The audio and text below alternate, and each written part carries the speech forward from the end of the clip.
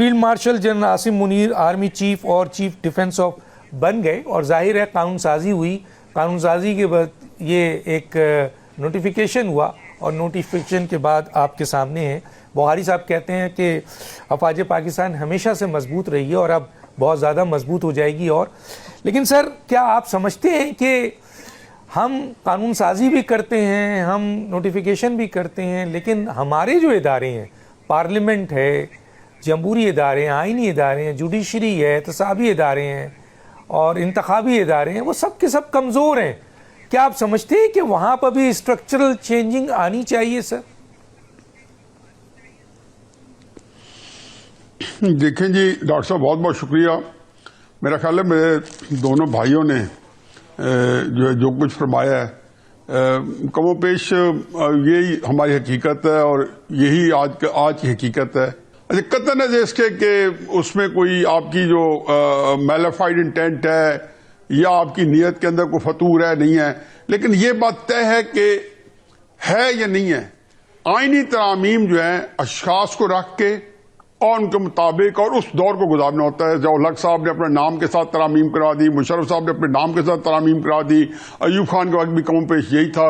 جو 62 کا آئین بنا اس میں وہ اسی طرح لہلا رہے تھے اپنے آپ کو, انہوں نے وہاں سے پارڈن دیا تو آئین کے اندر انکارپوریٹ کرنا پڑا. مجھے سمجھ نہیں آتی کہ یہ 25 کروڑ لوگ جو ہیں یہ میرا خیال ہے تھک گئے ہیں.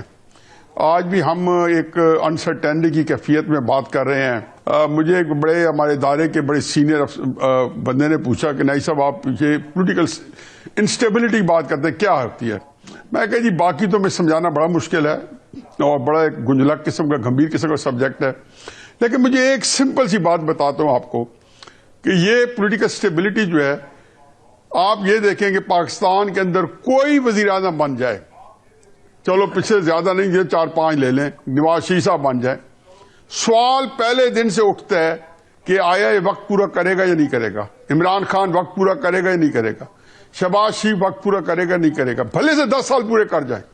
یہ سوال مودی پہ نہیں اٹھے گا, جو میرا خیال ہے کہ ہو سکتا ہے اگلے سال اس کو امپیچ کر دیا جائے. یہ ڈونلڈ ٹرمپ پہ نہیں اٹھے گا, ہو سکتا ہے ابھی امپیچ کر دیا جائے. یہ محمد بن سلمان پہ نہیں اٹھے گا. اب یہ جب صورتحال ہوتی ہے تو اس کا لامحالہ ایک منطقی نتیجہ کیا نکلتا ہے کہ آپ کے سارے ادارے جو ہیں متزلزل رہتے ہیں. اور عدلیہ تو میرا خیال ہے کہ جتنی عدلیہ آج ڈسکریڈٹ ہے سابق وصال کے وقت اس سے زیادہ تھی, تو یہ سارے چیزیں جو تھی یہ کسی نہ کسی کے رحم و کرم پہ رہتی ہیں. اب آپ جب دیکھیں کہ کسی مملکت کے اندر انسٹیبلٹی زیادہ ہو تو کیا کامن فیکٹر کیا ہے. آج جتنی قومیں اس وقت بام عروج پہ پہنچی ہوئی ہیں, جو اس وقت G20 ملک نکال لے, ایک ایک ملک کو علیحدہ کر لے, یہ کون سے 20 اقتصادی طور پر مضبوط ترین ملک ہیں, ان کے اندر کامن فیکٹر کیا ہے؟ وہ نظام ہے نہیں اسٹیبلٹی ہے, سیاسی استحکام ہے.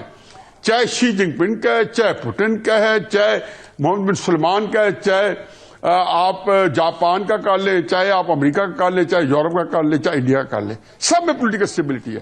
اور جو ملک جو ہے اس وقت معاشی طور پہ دگردو صورتحال سے دوچار ہے, مثلا میں ہمیشہ کئی دفعہ کہہ چکا وینزویلا اور نائجیریا تیل کی دولت سے مالا مال ہے. وینزویلا کے تو اب کے جو ذخائر ہیں پتہ نمبر 2 ہے نمبر 3 ہے. امریکہ پاگل ہوا اس کو انڈو کرنے کے لیے. جو نائجیریا جو ہے پچھلے 45 سال سے 4-5 نمبر پہ آئل پروڈیوسنگ کنٹری تھا. ہمارے پاکستان کی جیلوں میں پڑے بھیک مانگنے, کیوں؟ سیاسی عدم استحکام ہے. تو ایک بات اس کو ایک چیز میں ایک فکرے میں سمو دے کہ یہ جو اقتصادی بدحالی ہے یہ اقتصادی سیاسی عدم استحکام کی کوکھ سے جنم لیتی ہے اور پھر ساری معاشرت بھی آپ کی ساری بگڑ جاتی ہے. یہ آپ اچیو نہیں کر سکتے کیونکہ یا آپ کچھ کر لیں. کل بھی میں نے دیکھا فیلڈ مارشل صاحب نے بڑا اچھا انہوں نے حوصلہ افزا بات کی ہے. اب مجھے بتائیں کہ آج ملک کہاں کھڑا ہے.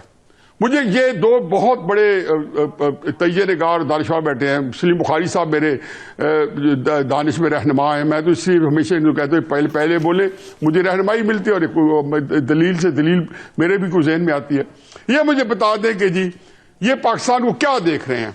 ظاہر یہی دیکھ رہے ہیں کہ جی دیکھو یہ قوموں کے کو گھائل کر دیتی ہیں, یہ کینسرس ہے. پھر ایک اور جو بہت بڑی بات ہے کہ آپ نے عمران خان صاحب کو جو جس کو کہنا کہ اتنا مضبوط کر دیا, اتنا مقبول کر دیا ہے.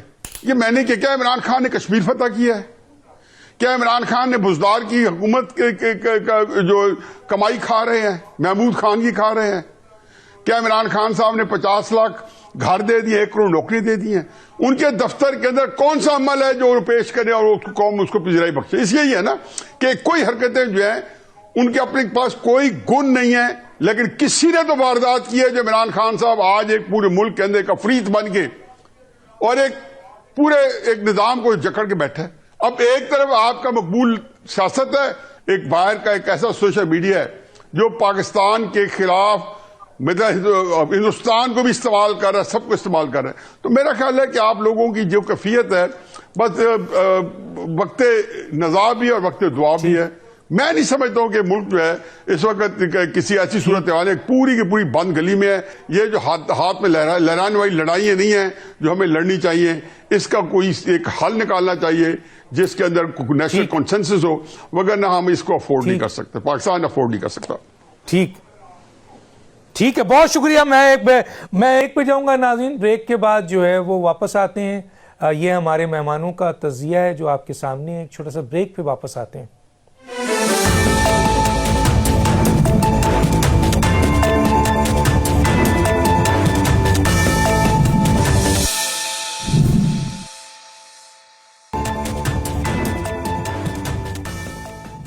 Welcome back. جی محسن بیگ صاحب, میں جیسے کہ گفتگو میں ہی بات نکلی میں آپ کے سامنے رکھ دیتا ہوں. آپ D G I S P R کی جو پریس کانفرنس ہے اس کو کیسے دیکھتے ہیں؟ ایک تو یہ سوال ہے, آپ نے سنی ہوگی ضرور, لیکن جو میں یہاں سوال آپ کے سامنے رکھنا چاہتا ہوں جو 2 میرے مہمانوں نے ڈسکس کیا کہ سر کسی بھی ملک کا جوڈیشل نظام اگر تباہ ہو جائے تو وہاں کبھی سیاسی استحکام نہیں آ سکتا, اور اگر سیاسی استحکام نہیں آئے گا سر تو پھر اس ملک میں کبھی معاشی استحکام نہیں آئے گا. ہم نے یہی پڑھا ہے. اور اگر معاشی استحکام نہیں ہوگا, بحران بڑھے گا, تو آپ چاہے کتنے ہی طاقتور ملک ہوں, آپ کی ترقی رک جائے گی اور ملک کو ناقابل ترافی نقصان پہنچے گا اور عوام کی حالت غیر ہو جائے گی, اور اس ملک میں پھر جو ہوگا وہ ہوگا. تو آپ سے میرا سوال ہے سر کہ چلیں, آپ نے افواج پاکستان پہلے بھی مضبوط تھی جیسے کہ ذکر کیا گیا, اور اس اسٹرکچرل تبدیلی سے آپ بھی کہہ رہے ہیں کہ اور مضبوط ہو جائے گی, بہت زیادہ ہو جائے گی. چلیں, پاکستان کا دفاع بھی مضبوط ہوگا, ادارہ بھی مضبوط ہوگا, لیکن کیا پاکستان یہی ہے سر؟ اور اگر جوڈیشل سسٹم, سیاسی عدم استحکام, معاشی تباہی جاری رہی تو پاکستان کہاں کھڑا ہوگا سر آگے؟ اور کیا کرنا چاہیے؟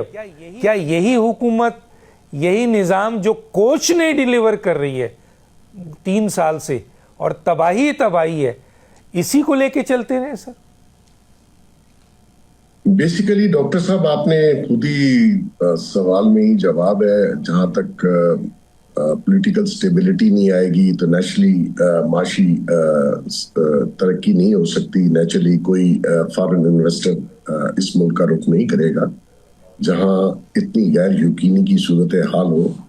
اور دوسری بات یہ ہے کہ جب آپ کی کورٹس اتنے لو لیول پہ ہوں کہ وہ ڈیسیژن نہ کر پائیں, اور ڈیسیژن خدا جانے کس کی فیور میں جاتا ہے اور انصاف کس کی فیور میں جاتا ہے, تو ایسی صورتحال میں جو انٹرنیشنل کمیونٹی ہے اور لوکل بزنس مین ہے وہ آپ دیکھ لیجئے, ہماری کوئی 150 کے قریب پہلے 110 انڈسٹریز کی لسٹ آئی, وہ بڑھتے بڑھتے ابھی 150 ہو گئی ہے, وہ بند ہو گئی ہیں. کسی نے پوچھا نہیں کہ یہ انڈسٹریاں کیوں بند ہوئی, ان میں کام کرنے والے جو بے روزگار ہوئے ان بیچاروں کا کیا حال بنا.